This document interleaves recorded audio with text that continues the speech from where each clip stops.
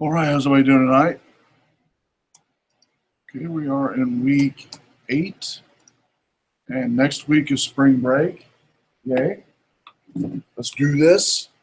Everybody excited about spring break? One person. Okay. You can come back next week if you want to. I'll be here. So next week, no class for anyone. And so enjoy your time off. Don't think about school for a couple of days. That would be great. This week we're going to go over Panoramic. But before we do, I thought we would look at some of the stuff you guys did last week on your before and after restoration photos. And then we'll jump right into Panoramic. So I've got them queued up here on the overhead if you want to look up here. So here's a before. And who did this one? Are they here? Okay, cool.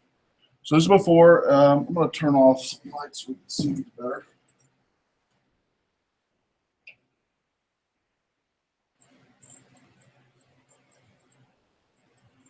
So quite a few lines in the photo.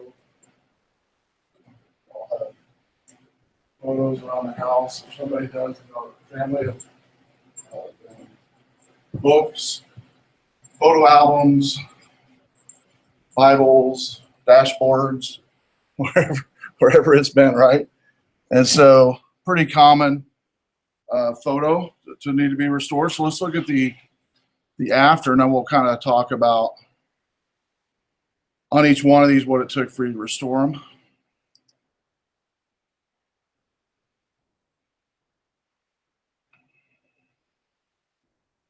So there's a restoration. Quite a bit different side by side, between the before and after. So what did you use to get rid of the lines? The spot healer? Okay. Good. As you can see, there's the after. So quite a bit of difference between the two, definitely. So good job. So on to the next one. Oh, about how much time did it take you to do it? Half an hour. Okay.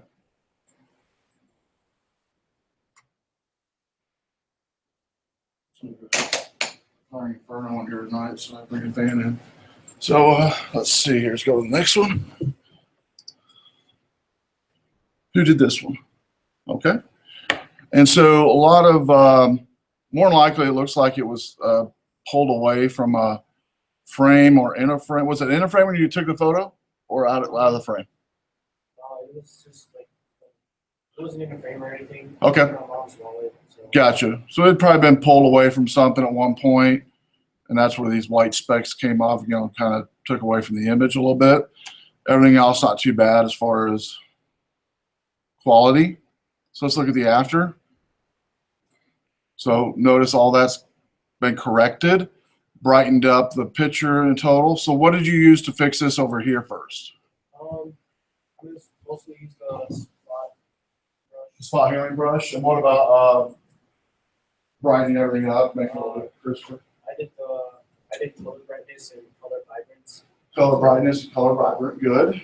Good job. About how long did it take? I also used the plug set. It took me about 2 hours. Just to figure everything out. Yeah. That's really good. We'll look at the before and after one more time. So before, after. Good job. All right. Who did this one? All right. So probably either something spilled on it, pulled away over the years, whatever. So either way, the photo has been damaged somewhat, right, on the corner here. Everything else, not too bad, but this over here definitely needs fixed up. So let's see here how you did there. That's the before. There's the after. So what did you use to fix this over here? Which one? The healing brush? Or the clone stamp tool? Yeah. Clone stamp tool. Okay. Yeah, clone stamp tool or a healing brush, either one would work on any of these actually. In fact, a lot of the ones we're looking at tonight, in fact, all of them probably could use either one. So about how long did it take to fix it? That's how I figured it out. It's about half hour. About half hour. Okay. Good job. All right. Who did this one? All right. Not here. Okay. So this is the before. And again, not too bad of a photo. Got some corner creases, a little bit over here, missing pieces here. So let's see what the after was done like. And again, that's the after. And then let's look at the before. So really got focused in on looks like the actual person and cleared up a little bit here on the after of the marks here. So they are here, but I'm guessing either the healing stamp or the clone stamp, one of the two. Healing brush or clone stamp, either one. How about this one? All right. And so some writing on this one, really in pretty good shape for the most part. It has some little bit on the edges there, a little darkness on the edge. But overall, not too bad a shape here. So let's see the, and again, this is the before. And that's the after. It looks like brightened it up some. So what did you use to do this? Okay, and about how long did it take? About an hour, okay. Yeah, each one of these you'll notice kind of a pattern anywhere from 30 minutes to an hour roughly per picture. That's about normal. What about this photo? Anybody here did this one? Oh, that's right, that's the first one, that's right. It's a straggler out there. How about this one? Okay, so right in the middle of the photo, in the middle, some jagged edges here and a line crease right here on the left side of her forehead going right into her, over her hair and into her forehead a little bit. Everything else, pretty good. A little edge work here. So this is the before. Let's look at the after. So you cleaned up the edges, got rid of the crease, brightened it up a little bit. So let's talk about the edge piece work first before we talk about the crease. What'd you do to clean that up? What was it? Spot healing. And what about the crease in the middle of the forehead? Home stamp. And then on the sides there, on the bottom sides there, what did you do? Home stamp or healing on that? And then to brighten it up, what did you use? Use saturation. And about how long did it take you? I don't know. Cool. Good job. Good job. All right, so let's keep going. How about this photo? Anybody here, person here did this one? Okay. This is, it looks like, I don't know if that's before or after. I'm guessing it's the after. Here's the before. And so quite a few creases in this one. Overall quality pretty good for an older photo. And let's look at the after now. Pretty good. Pretty good job. Got rid of all the creases, brightened up the photo. Again, that's after, this is before. So quite a bit of work on that. How about this photo? Okay. And this is the before.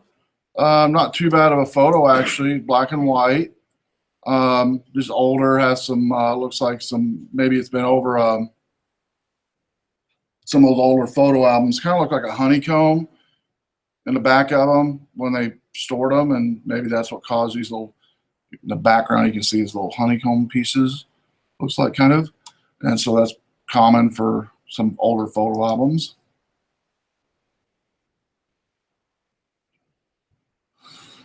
And this is the after. So what'd you do to correct it, to make it a little crisper? I used the burr tool and the blur tool a lot on this one. Okay. And I used the spot corrector on the piano. Spot corrector on the piano. And about how long did it take you to finish it? Half an hour, 45 minutes. Okay. Good job. And this photo. Anybody here did this one? Okay. Well, this one looks like it's the before. And again, a crease here, a spot missing here altogether, and then really light here at the bottom. And then colorized it a little bit better, got rid of the spot over here, the missing pieces completed. How about this photo? Nope. let's look at the after. So it looks like they brightened it up a little bit, brought some more clarity in it. The original photo wasn't too bad. It's just a little dark and light, but this is the after. So good job. Okay, this week we're going to talk again about pano, and most of your cameras have panoramic setting. We will not be using a panoramic setting. Before we get into the discussion though, after break, we're going to be doing a week 9 landscape, week 10 macro, week 11 lighting. I'll bring my umbrellas in and we'll do lighting exercise up here at the front. And then week 12 is a portrait lab. And you'll begin in week 12 putting together, after week 12 actually is your official kickoff. Week 12 is your official kickoff of beginning to work on your final portfolio. Week 13, optional attendance. I will be here weeks 13 and 14 both. If you need help, you'll just be gathering photos, either taking photos, gathering existing photos after you choose your final portfolio profession. You've already got a chance to look at some portfolios, so you have an idea of what it's going to look like. So you'll be putting together portfolios, 30 to 50 photos, creating a digital DVD with music in the background. I'll show you how to do all that. And then week 15 is the checklist attendance, where I go by and make sure everything's looking good. You're getting your photos done. Your music to the pictures is done. And then week 16, you'll present and turn in your portfolios. On the presentation, all you do basically is I will collect all your DVDs that night, have you tell about what profession you chose, and professions, because you can choose up to 2. So say you choose, I don't know, sports and landscape or something. And you'll say some challenges you had, successes you had. I'll show the little video that has your slideshow on it, and then we'll go to the next. That's basically your final for the class. And I will have you guys bring snacks that night, and I'll buy pizza for you. Even though we're not supposed to have pizza in here, I'm a rebel like that. And so you get to eat pizza that night. And so it's a lot of fun, and you get a lot of enjoyment. And on the portfolios, as you can see, a lot of students either make another copy for me, or they just leave their copy with me. Over the years, it's been kind of a mixture of both. Some they just make a duplicate. I keep one, they keep one, type of thing. And it's for other students to look at your great work years from now as an inspiration. So, all right. So panoramic, let's go into that week 8.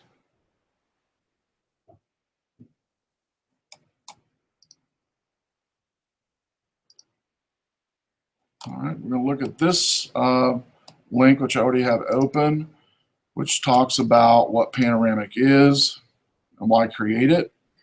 So basically, when you're looking out and you're walking around a city, or you're walking around nature,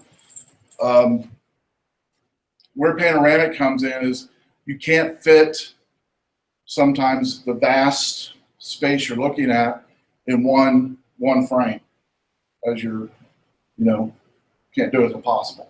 So that's where panoramic comes in. We basically multiple frames, stitch them together to create a cool panoramic photo. So you could buy a very, very, very expensive wide angle lens, or just create a really, really easy panoramic. So it says here in the third sentence there that it says it might not be possible to move further back to use an alternative lens, expensive lens. To resolve it, for anyone to take several photographs and stitch them together or merge them together to simulate a very wide angle lens is what you're in essence doing, panoramic. Another reason to take panoramic, says, is photographs, is that the more pictures that are stitched together, the more pixels and more details present in the final combined photograph. Now, a lot of students over the years have taken this panoramic they've done and full resolution, send it off to Foki or send it off to any print. You can do any of the office supply stores. You can do this, upload the photo, and then go pick up a poster version. Like a poster version like this, about like this, to like 36 inches. is about $28 for a poster version with the same quality, shiny, glossy image. So in essence, you could get an entire banner like this for about 50 bucks, which isn't too bad. And then you can take this banner, and I'll show you when we do the landscape lab how you can mount photo paper either on this size of paper. I would mount it on corkboard or styrofoam board and use like 3M spray and put it on the wall. Yeah, Jack. I was gonna ask you, before you do the honest, when we graduated, they had the whole class stand outside. Yeah. And then took a picture of the whole graduating class. Is that considered a panorama? That is, yeah, that would be considered a panorama or a very wide landscape, very wide landscape. But some students will take the panoramic from this assignment and print it out if you're ever so inclined. We have had over the years students do panoramic in stages, meaning I remember one student did a panoramic of their living room. They had a pretty good sized living room, and they did different shots of themselves sitting in different furnitures in the room as they took the shots. They had a static camera on a tripod, and it looked pretty cool when it was done. And so another reason it says to take it, again, besides the pixels, last sentence it says the best results from panoramic photography can be obtained from the following simple rules. The first is a basic approach to panoramics. There's really no need for a special camera, special tripod, or panoramic head or lens. However, there is need to hold the camera very still when you're doing a panoramic, and you want to keep the camera level while you're shooting the successions of photos. And so basically,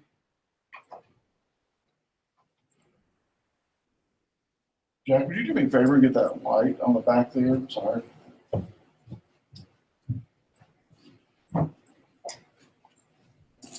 It's one of the two there.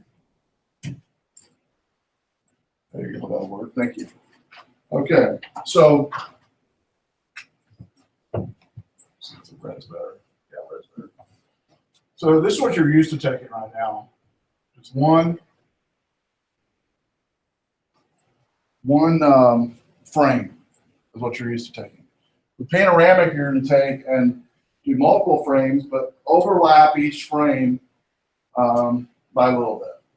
And so what I recommend is we'll pretend that this is you standing there with your camera, and you're going to come in, and this is your first shot, and then your second shot, I'm going to do dotted lines for the second shot.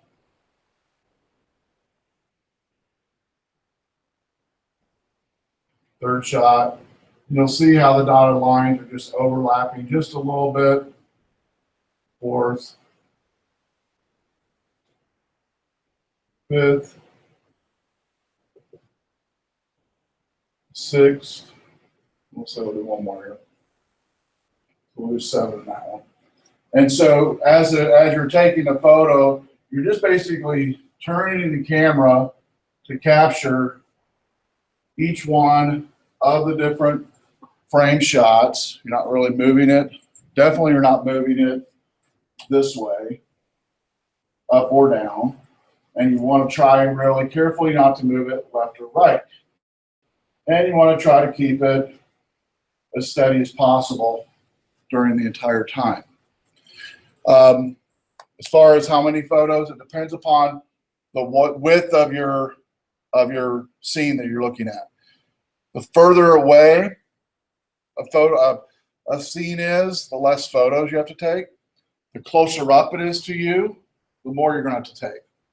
Okay, and that just makes sense because when you're closer to something, it's going to take a wider pan to get those photos taken.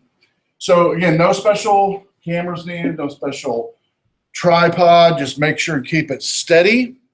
Second paragraph goes on. It says take a photograph and then turn to the right or left, depending if you're right or left-handed. It says in here to overlap 25%. I do about like that. 10 or 15% is fine. What I generally do. 50% could be overkill. So try to imagine your camera's on a tripod. try to hold yourself steady. If you have a tree or something to lean on, that helps too. I've leaned on one knee before. If you can do that, that helps. And so everybody's different though on how much your hand shakes normally. So probably wouldn't be a good idea to drink a lot of caffeine before, I'm guessing. Now, me personally, it doesn't really bother me much, but I know some people, when they drink caffeine, it really makes them shake. And so it just depends upon you.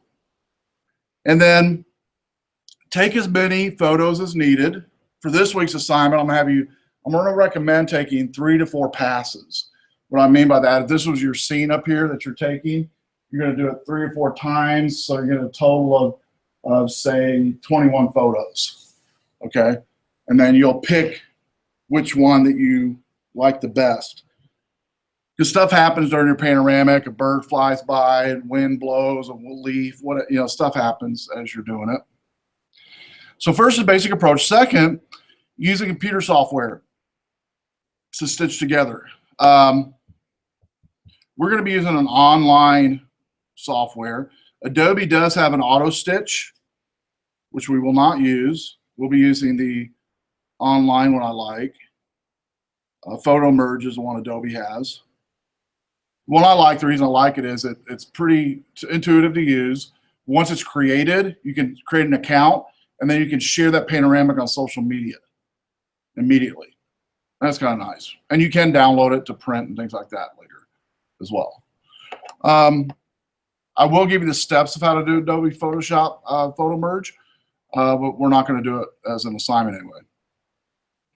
So this next part just talks about, I'm just going to quickly scan through it, the different types of camera apparatuses you can purchase when you're taking high commercial and photography. Like this one here is a Manfrotto pan and tilt. The camera sits here, and then these are weights actually that cause the camera to move fluidly as you're going through scenes and you're taking photos. And so you'll see a lot like in large churches that do this, or large organizations that take pictures of events and conferences will have these.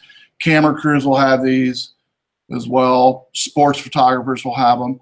Really expensive. I thought I'd show you some of the stuff here anyway that can be used, that is used. Some of the settings when you're taking a panoramic, a good rule is when you're shooting panoramic to keep the camera settings as far as possible to be the same for each shot. So exposure, focus, white balance is definitely the 3 you'll be playing with. Once you get it once for one section of the panoramic, just keep it the same for all. If you do have manual exposure, which some of yours do, depending on the time of day and the wind and the clouds moving, you could have to change settings a little bit in between your pans of your photo sets of 6 or 7 pictures, how many it is. Next, it says generally choose a photograph that will be in the middle of the brightness range. And again, it depends upon your setting. So if over here is really bright, but over here is really dark, you want to kind of fit in the middle and get your settings correct, because you're not going to be able to do settings just for this or settings just for that. It's going to mess up the middle. So you want kind of middle range setting to make it look cool, because you can do post-production, and you will do post-production to make things brighter sometimes and whatever it is you need to do for that. But kind of do middle range is generally a good idea. Focus should be set to minimum. You want to basically don't want to zoom in at all for panoramic. So if you need to move forward physically, do that. White balance, auto, make sure it's auto for the most part. And the reason it's going to be auto, I'd like it to be auto, is you're going to have better conditions or better outcome. Time of day, let's talk about that for a second. For panoramics, the best time is going to be early morning or right at sunset is the best times for panoramic. Depends on your internal clock, which one you're going to choose probably. But those are the 2 good time frames for sunset and sun, natural sun to help. use the lens it comes with, but there are definitely, as mentioned in the article earlier, thing called panoramic head, which are very expensive. Manufacturer of these panel heads are Manfrotto, Jasper, King, and Nodal Ninja are the top ones. And then there's some other links to different programs that we will not be using and different guides to panoramic. And at the bottom of that actually goes through some of the camera setups for panoramic. Right. Next, I'm going to look at the next page, which we're going to look at some examples of panoramic. And then I'm going to have you, as I'm looking at these examples, I'm going to have you just look at them, and while I'm talking about it, the examples, and tell me what about the panoramic photos catch your eye in general? What about panoramic photos in general catch your eye? So we're going to look at this first one here, which goes over 20 great stitched panoramic examples. Okay. This first one here is a mist covering village.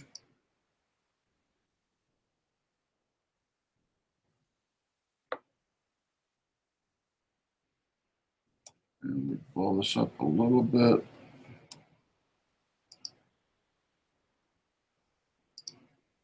I'm going to have to do my screen a little bit bigger so we can see it better. Oh yeah, there we go. Okay, so that's mist covered village. Another mist valley.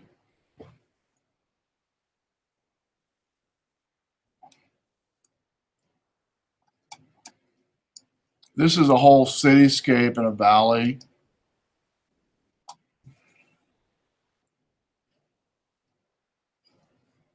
So quite a bit of,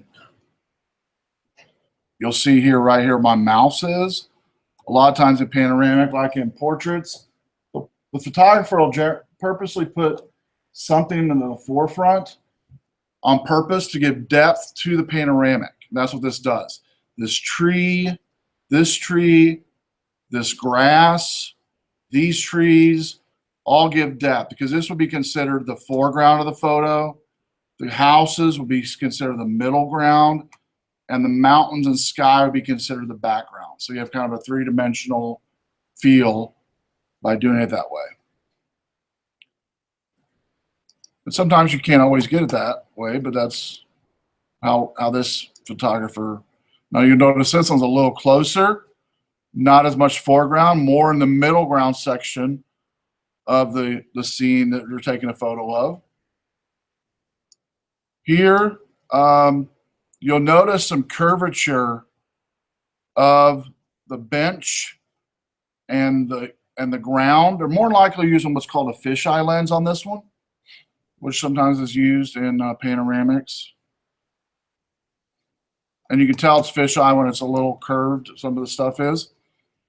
This is a road, an old road in an old town, probably the same town, going down into the city. And then it's foggy here, so you can't really see much, but it's kind of cool. Panoramic for sure. Really foggy on this one.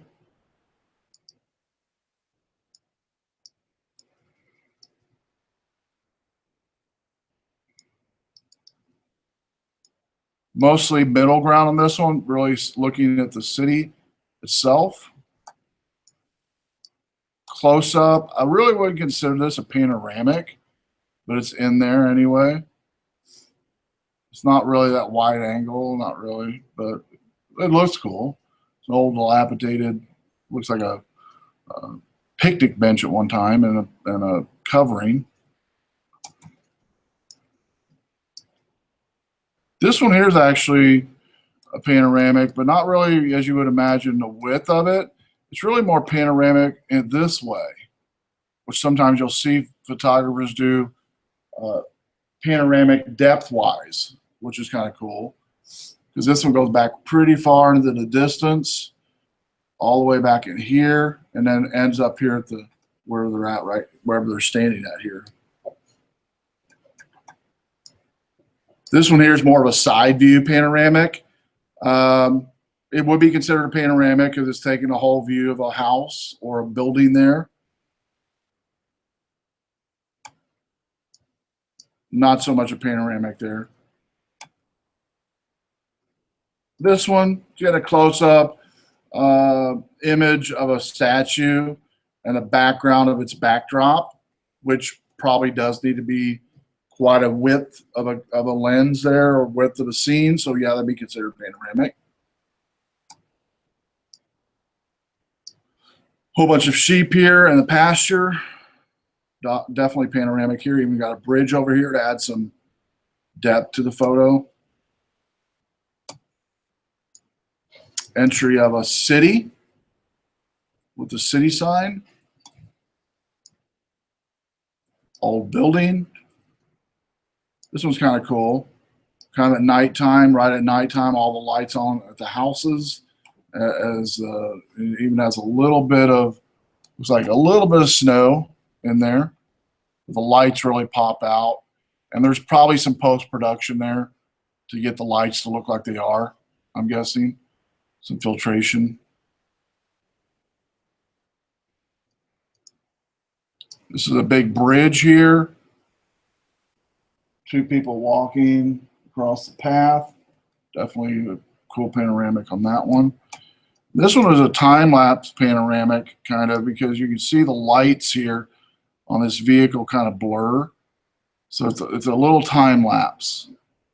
When you see a time-lapse like this, or you see blurs, more than like it's time-lapse. It also adds richer tones to the houses that do have lights, as you can see.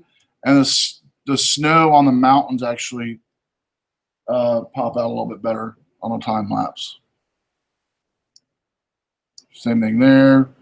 All this stuff here, standing out. Again, probably post-production there. Same picture here, but notice it don't have the brightness. A little bit later in the morning probably, though, and you're not going to see it. And a close-up of some food. Wouldn't really consider that panoramic, but kind of cool. All right, so let's go look at the next one now.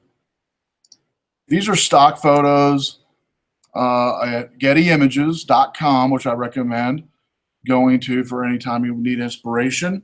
And I searched for the term city, panoramic city, because I like panoramic cityscapes.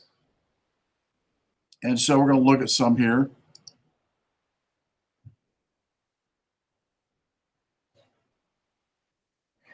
This is Oxford, Manchester. So a whole bunch of different buildings and stores. Pretty cool panoramic there. Pick another one, this one right here. Barron City. You can see the price tag of these as I click on them. Photographers make some pretty good money on these. This is a stock photo in Berlin City. And this one's not only panoramic this way, but you'll notice how far back it goes, and the sun's just now rising there in the middle of the city. And the photographer catches a pretty good photo of that. But this stock photo here, by the way, $575, or just $475 with the Ultra Pack. That's one image. So yeah, you can make money if you can make money in photography, that's for sure. Okay, look at this one here. This is a cool one. Midtown New York, skyline at night. Awesome cityscape. New York has an awesome cityscape. And so again, probably some post-production to get these lights to pop out like they do, but it definitely looks awesome. Pretty cool.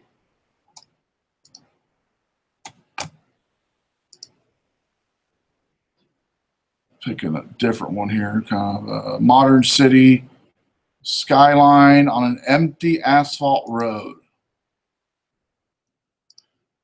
So position-wise on this one, the photographer actually had to get down on the road to do this, or fairly close to the road to get this shot. So they're literally on the asphalt, getting this shot, looking up. And again, pretty cool perspective, which I like different types of perspective on panoramics than just normal stand up, take a shot. Let's see if we can find a couple of other good perspective ones here.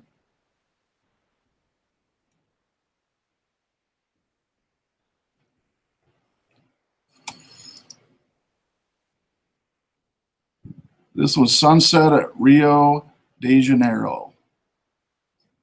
Pretty awesome there. Beautiful place. Again, probably some post-production to make this stuff pop out a little bit, but you can't make this stuff up. It's a real photo. And so, but as you can see, it's got a really cool sunset. He's actually probably up in this cart, this sky car that goes on this cable as it's coming down, or he's going up, either one, to get the shot. So pretty cool. Look at a couple more here. This is a different view during the day of New York City.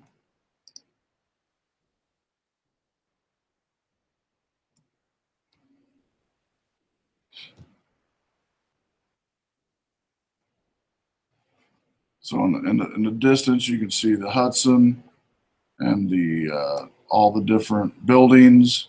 More than likely, this is going to be shot from a helicopter. I'm guessing where this was shot from, or an airplane, but more likely a helicopter.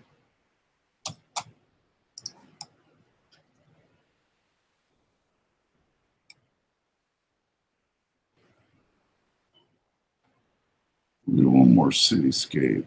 Find a good one here. Yeah, that's good. Let's go with this one.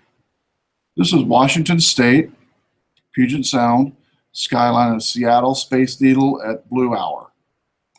So there's a Space Needle. I've been to Seattle, pretty cool. I've never seen it from this perspective, which is pretty neat. And the skyline there again is beautiful. Seattle skyline that time of night. And in fact, throwing in there the Space Needle there, pretty cool. So what I want you to do is, after looking at those panoramics, go to that 8N class exercise and tell me what personally catches your eye about panoramics. What is it about panoramics? And I'll tell you what mine is after you submit yours. So just take a moment to think about what it is. It doesn't have to be real long. It can be 1 or 2 words or a sentence on what it is that catches your eye about panoramics that other photography does not do.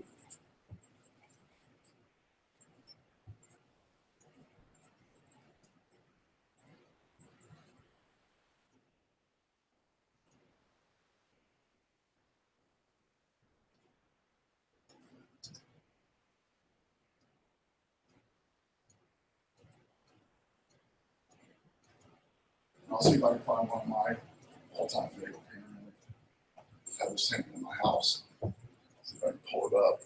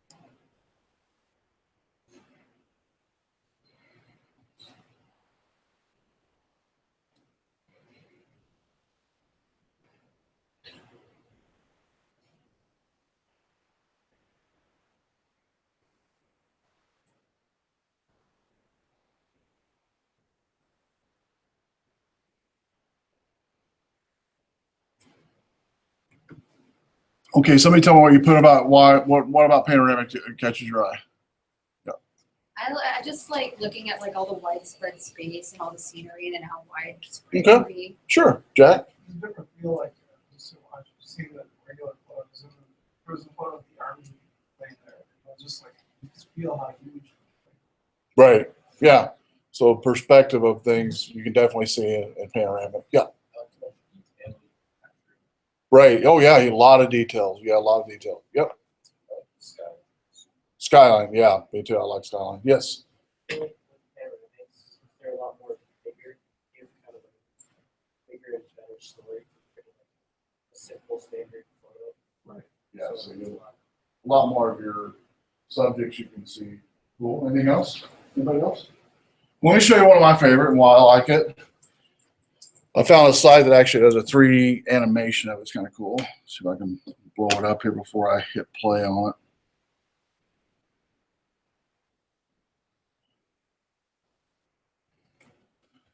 You guys might have seen this one before. The men on the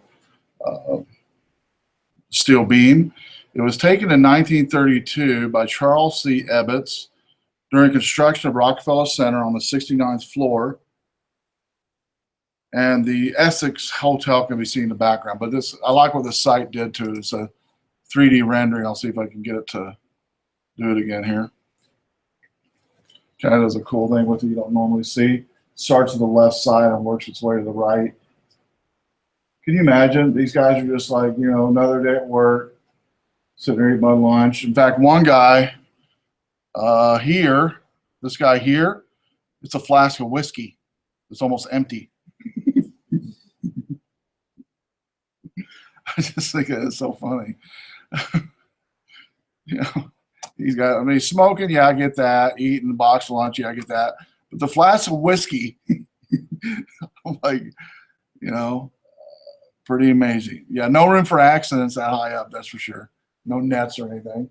But I have this poster in my house. It's always got me. And I think one of the reasons it intrigued me is not only perspective, but it almost, panoramic almost makes me feel like you're in the scene, kind of. So if you can't go somewhere, next to a movie videoing the scene, a panoramic is pretty much the next best thing, right?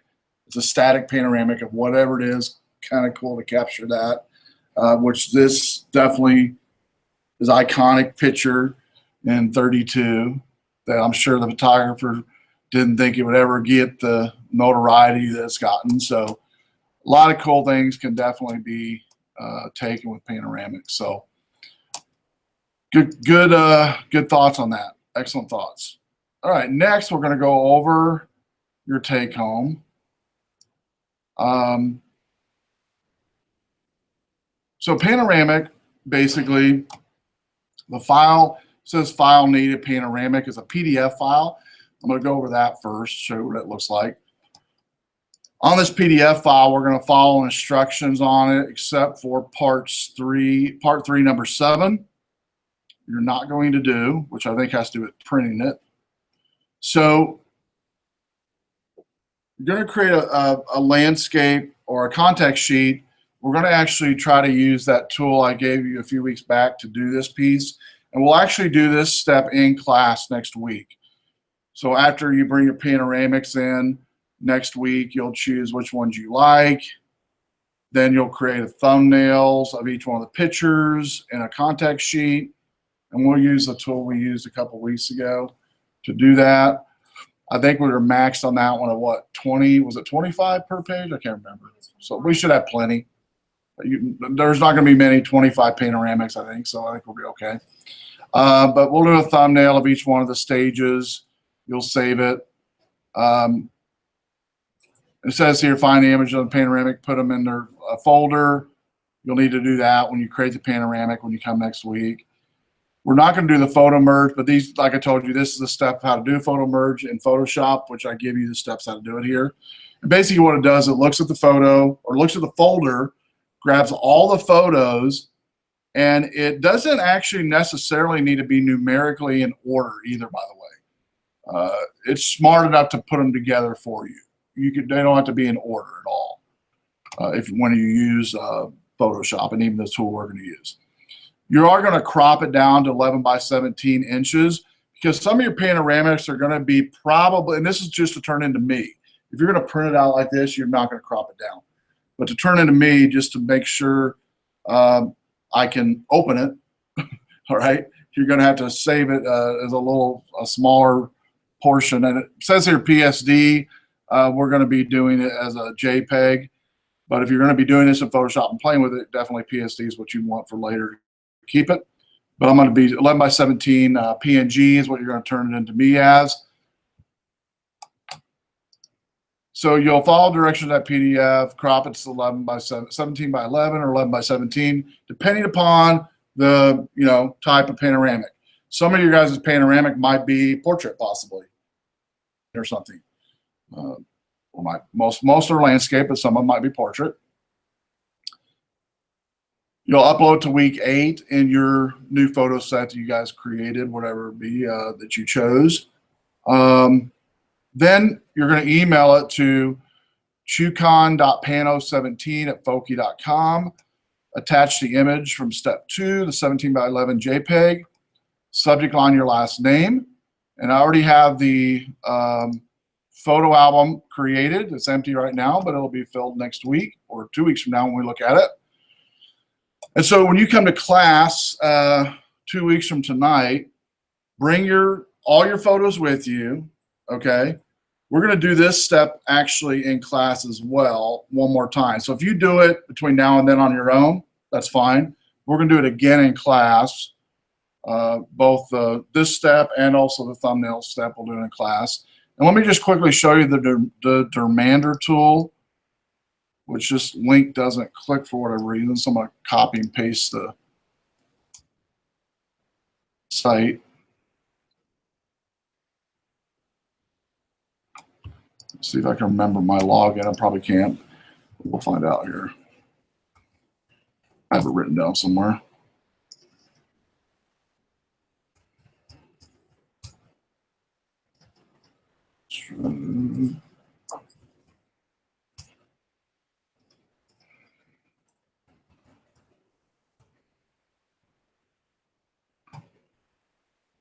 Okay, here's some stuff I've taken over the past.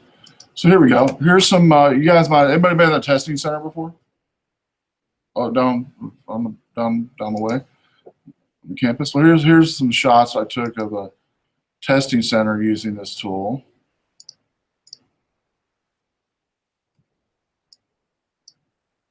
So this is the inside of the testing center. These images I put in post taking the photo.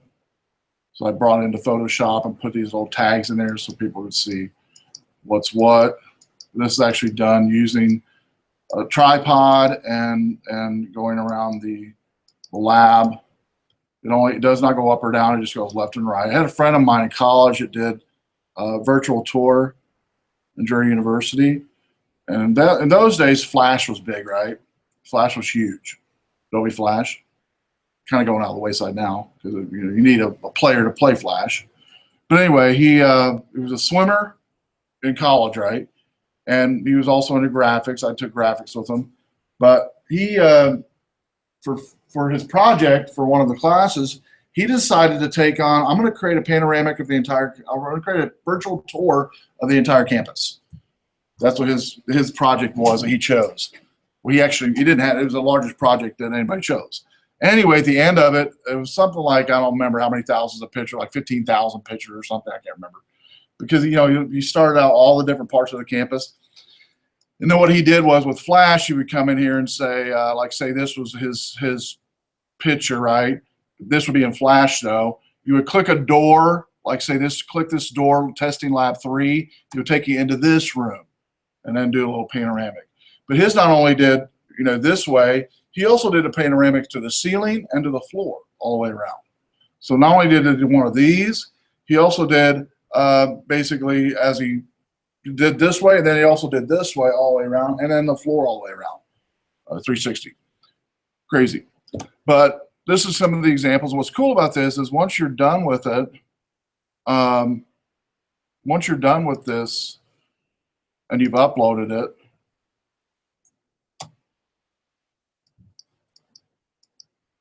it gives you basically the, like right now it's set at 512p, and I can upload it to 1024p, which is much better quality. Much better quality as far as the image goes. But once you're done with it, what's cool about it is you can share these. I can click on this share button here, right here actually. And that link I can give to anybody, and they can go to that Panoramic. You can post on Facebook or Twitter or whatever. And so this is what you guys will be using to create your Panoramic. It's really easy to do. It's been around. It was actually created years and years ago. And the gentleman's one individual that kept it up and still keeps it up. It's his own website. Worked for Microsoft originally, but a pretty cool site. Not many people know about it. And it's nothing real fancy, but he comes in and he even has for developers, he added this new SDK for those of you maybe download programming. And he actually has some free stuff for SDK for iOS, Android, and Windows phones that has everything in it, but what was it? Doesn't have the immersive 3D viewer. That costs money to get that. But this is how he's making money now, which for years he didn't have any of that. He just did it out of love of his heart. But now he's making some money off of it. But when you create these, you'll just have your photos ready when you come in a couple weeks. And you can definitely do this at home between now and then. You select what type of pano you have. You'll be doing wide angle. But if you wanted to play with 360, I'm not going to have you do 360 for my class. But if you wanted to play with 360, I've had students do that for this assignment, you know, just do it on their own. It's kind of cool to do a 360. By the way, there is a camera. I don't know if you saw, anybody saw the Oscars. One of the models, I can't remember her name. She actually is a programmer too. But she has the new 3D camera.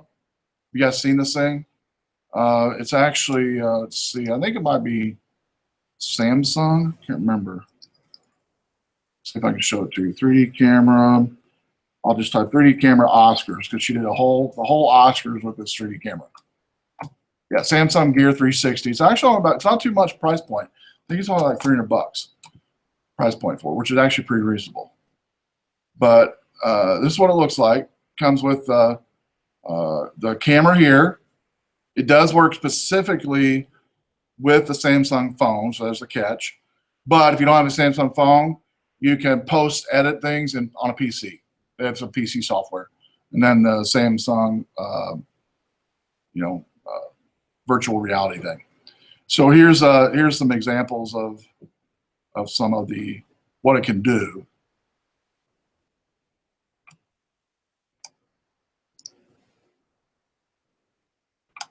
Let's see if I can.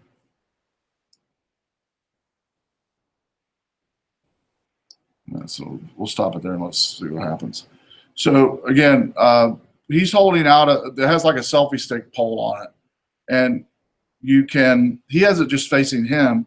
The one that she used actually does an entire 360. It's filming 360 the entire time around the camera. This one, he's not doing that. Exactly, he is doing it. I'm just not showing you. He is doing it. So it's filming, the video is entirely in 360 as you're watching it. You can just go through it and see everything in sky. Isn't that crazy? Everything around you. These are going to sell like crazy, I think, right? And you can dash cam them. You can put them on helmets. The way they did it here was just with a selfie stick, but that's pretty clear, right? Pretty high definition. And see a price point on that. Go back.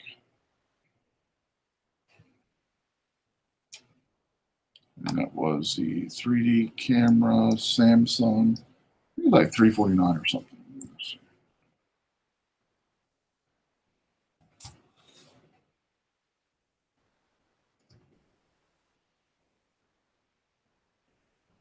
Yeah, a Galaxy Gear 360. That's what it looks like. And yeah, they push their phone, but it will work on PC. see what the cost is on this one.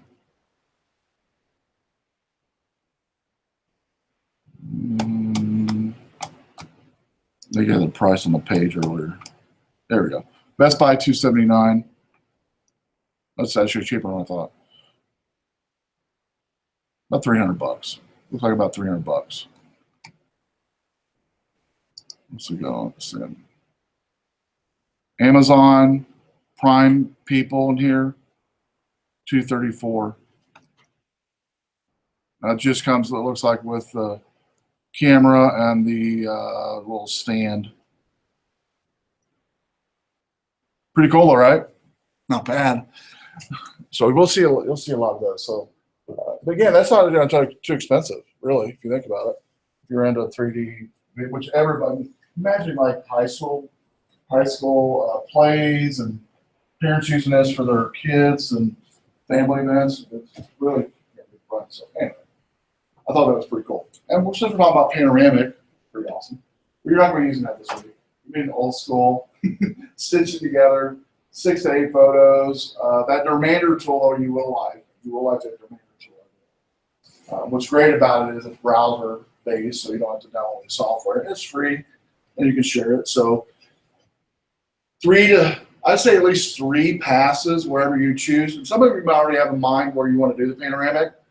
But since we've started talking about tonight and you've seen some pictures, some awesome pictures, give yourself a few days to kind of, you actually have a couple weeks. I'm going to bump up the due date. If I had this thing due Sunday, by the way, in Eagle, I'm going to change it to a week from Sunday on your due date. And basically all I'm needing by Sunday, in fact, let's do this. I'm going to bump it up till when we come back, which is 2 weeks from tonight. That night, I will bump it up to that night. Because I want you to bring your photos in anyway. So it's not going to be due till you guys come back, which is 2 weeks from tonight. That sound good? So bring your photos in with you on your camera or on a USB in full resolution. And then don't worry about uploading them before that night. I will give you till Wednesday or Thursday that week to upload them. Because I want you to be able to bring both of them. Say you bring all 3 in your computer. You'll bring them all in Dermander, figure out what you want, which ones you like, and that's the one you'll keep. Create the thumbnails, upload it to Foki, and email them. Sound good? Anybody going anywhere special for spring break? Before I let you go. Yep. Where at? Where's that at? Okay. Somebody in my web225 class last night is going to Malton there. I've been there since my kids were 18, which was thinking last night that was 12 years ago. I think since then they did a whole remodel. Amusement park and everything. So anyway, that's it for tonight. If you have any questions, come see me. I did, by the way, those of you volunteering for Barnes, which I think I had 3 or 4 of you volunteering for me that night. I met with her last week. And she's going to start promoting that this week, so you'll be hearing about it on the news. When they do start promoting it, whatever they create, I gave her some stuff to help promote. So whenever they put that all together, I'll probably ask you guys to share that. Help me share that on social media. I'm not worried about the high schoolers. They're going to be there anyway. But maybe get some more college kids out there, something like that. It's a lot of fun. So anyway, have a good spring break. We'll see you in a couple weeks. Now you guys know what to ask for your birthday or Christmas, right? 360 video camera. It's pretty awesome. That's pretty awesome. I know that's what I'm putting for my birthday. So what actually is the thing on the 30th at Barnes? We're going to be doing a little mini hour of code, or it's going to be like a minute code, I think we're going to call it. We're drag and drop programming, so we'll have 2 or 3 iPads there, 4 iPads doing that. We'll have need some help manning that. Then we'll have the Ozobot, 3 or 4 different activities. I'll probably have 3 or 4, maybe 5 Ozobots there. Yeah.